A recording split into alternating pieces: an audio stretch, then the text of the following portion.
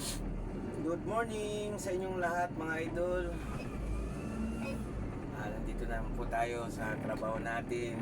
Umagang kay ganda mga idol. So yan, trabaho na naman po tayo. Buwan ng September tayo ngayon.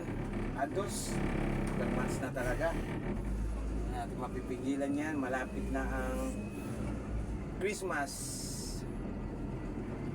naman. Idol. Shout out sa'yo, Boy Malas TV. Salamat sa info kagabi. Kasi sinubukan lang namin mag-live sa YouTube. Okay, pasok naman na pala. So,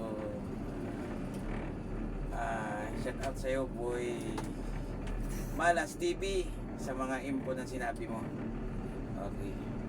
Ito basic lang naman to, idol. Pagka natuto ka na rito, napaka-busy.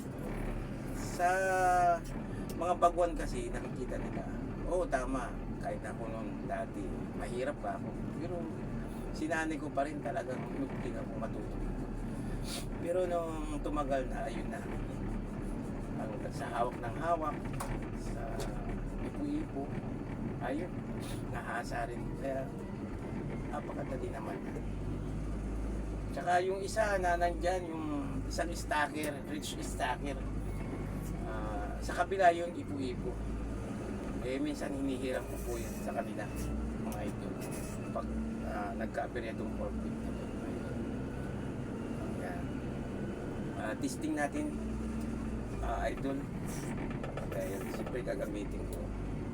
Kailangan natin testingin ito bago natin isapang sa ano. Mahirap din kapag hindi mo testing may sira pala yun. Kaya hanggat may naramdaman kang mga idol, hindi ka nais, i-report mo na kaagad para maayos habang maaga pa, mga idol. So ayan mga idol.